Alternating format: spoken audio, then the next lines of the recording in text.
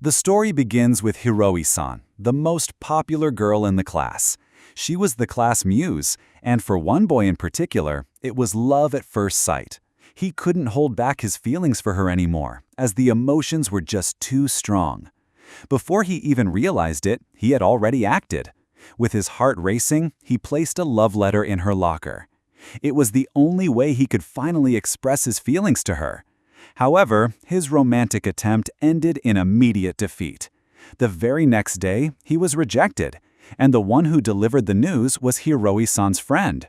The girl called him over with a serious expression, holding the letter he had written. She then explained that Hiroi was very uncomfortable with that kind of situation. Heartbroken, he remained alone in the empty classroom. He tried to convince himself that he had already known this would happen. After all, she was the class muse, the most admired girl by everyone. And he saw himself as nothing more than a bench warmer on the baseball team, someone insignificant. He never thought she would even notice his existence. But even knowing all of this, the rejection still hurt deeply. That's when he saw her, passing by outside with her friends. His face filled with pain upon seeing her, and only one name echoed in his mind: Hiroi-san. Suddenly, Hiroi-san's friend returned and slammed her hand on his desk. She demanded to know why he wasn't giving up, since he had already been rejected. She called him pathetic and told him to stop looking at her friends with those teary eyes. The boy, Sanaki, could only say he understood, calling the girl by her name, Ichizono. Trying to escape the situation, Sanaki gathered his things to go home. He promised he wouldn't bother Hiroi-san anymore. Ichizono remained silent, simply watching him hurry out of the classroom. To his surprise, Ichizono called him back, asking him to wait. She then criticized his approach, saying that sending a love letter was way too delicate. If he really wanted to win a girl over, he should have been bolder, like a real man. Sanaki was shocked, replying that if he had done something like that, he would have been arrested on the spot.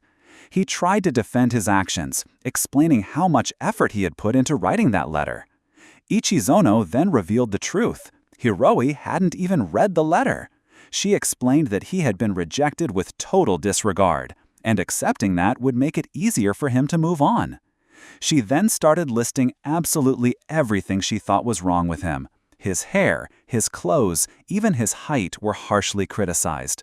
She complained about how he always told the same stories, his low grades, and his messy desk. His loud voice when talking to friends, the way he acted around girls, and even how he held his chopsticks were pointed out as flaws. The list of shortcomings seemed endless, leaving poor Sanaki completely frozen under the verbal assault. After unloading all of that, Ichizono suddenly stopped, as if she had lost track. She tried to remember what they had been talking about, a bit awkwardly. Then, with a smile, she concluded that it was only natural for him to be rejected, and so he didn't need to worry about it.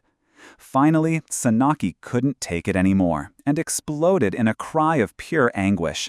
He turned to her, completely frustrated, and asked why she had to go so far with her criticisms. Ichizono was surprised by his reaction, arguing that she was just trying to cheer him up. She even added his anger to the list of flaws, and confessed that she only got involved because she felt responsible. Sanaki tried to calm down, accepting that there was nothing he could do about the letter not being read. With tears in his eyes, he explained the real reason behind his pain. Hiroi didn't have to send a friend to reject him. If it was going to end that way, he wished she had done it herself. Ichizono, annoyed at seeing him cry again, suddenly seemed to have an idea. She said that if he was that frustrated, then he should surpass Hiroi herself.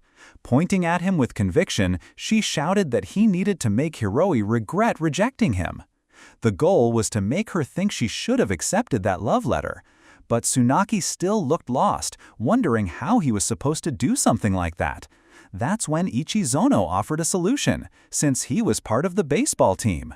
Hiroi liked athletes, so he should work hard to show his cool side during the games. Tsunaki tried to make excuses, saying he was just a bench warmer and that it felt strange to put in so much effort just for revenge. She cut him off, yelling that she didn't care, and that if he kept thinking like that, he'd stay that way for the rest of his life. She then admitted that Hiroi had, in fact, been insincere with him, but as she walked away, she delivered the final blow, saying that someone as spineless as him wasn't even worth rejecting properly.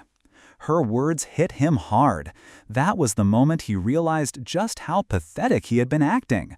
From that day on, something completely changed inside Tsunaki. He began training for baseball with a level of determination and fury no one had ever seen before. His teammates were stunned by the transformation. They wondered why this boy, who used to be so bad, was suddenly putting in so much effort. Watching the fire in his eyes, one teammate made a spot-on guess.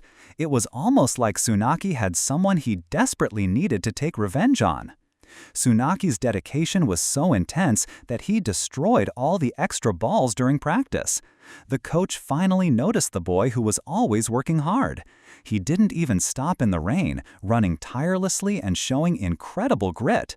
His teammates admired him, even though they weren't sure how long he could keep up that insane pace. But the effort was paying off. He began delivering amazing performances in games. His teammates now saw him as a valuable player and even joked that he was following their advice. And without anyone knowing, he had a secret spectator. Hidden behind the fence, Ichizono watched his growth closely. Then came the big moment, the day of the important game.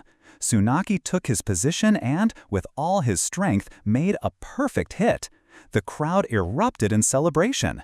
In the stands, Hiroi cheered with excitement, completely impressed by his play.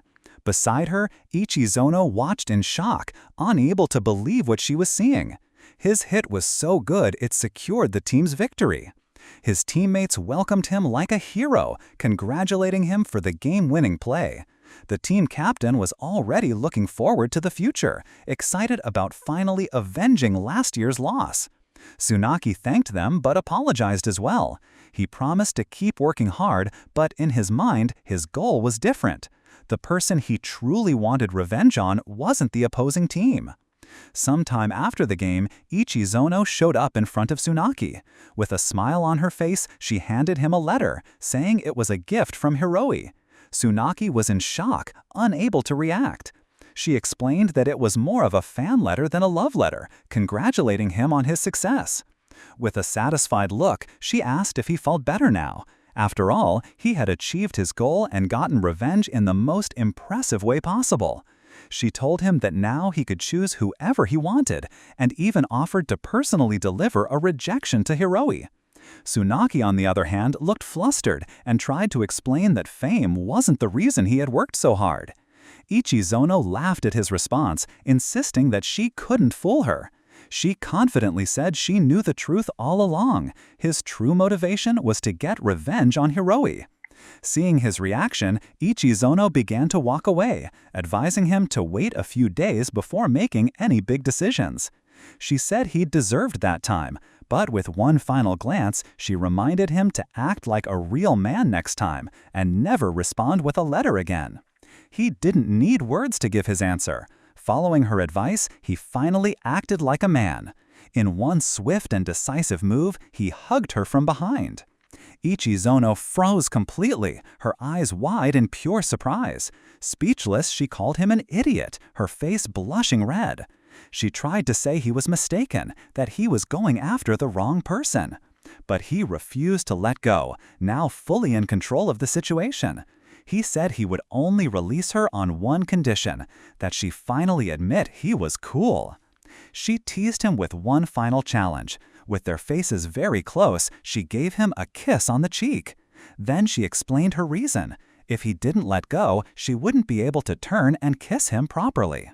At that moment, somewhere nearby, a friend was lost. Ichizono gave him one last playful tease, wearing a victorious smile. A real man, she said, should never let a girl kiss him first.